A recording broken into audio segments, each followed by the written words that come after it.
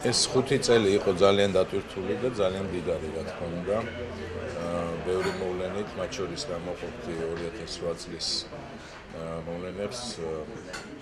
8 აგვისტო არასდროს დამოვიწყდება, როცა ელიზედან პრეზიდენტს სასახლიდან დამერეკეს და მომეკვნენ ის, რაც მე ყველამ გაიგო, როცა სარკოზი აპირებდა გადარწმუნებას პუტინისა პეკინში.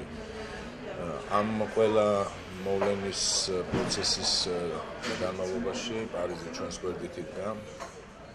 საფრანგეთის ჩარევა სოვეთ-რუსულ კონფლიქტში იყო გადამწყვეტი და თამამად შემიძლია ვთქვა, რომ გადაჭარბების გარეშე რომ მხოლოდ დაგიცილოთ, ამიტომ ვარ ჩვენ დღეს დამოუკიდებლები, თავისუფლები და შეგვიძლია ისეთ ახალ მოდელზე ლაპარაკი, რომელიც დღეს საქართველოში არსებობს, კოაბიტაცია, ანუ თანაცხოვრება, რაც საკმაოდ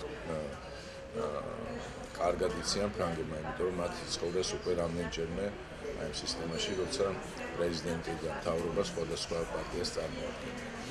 ეს ძალიან დიდი გამოცდილება იქნება ჩვენთვის ახალგაზრდა ქართული დემოკრატიისთვის.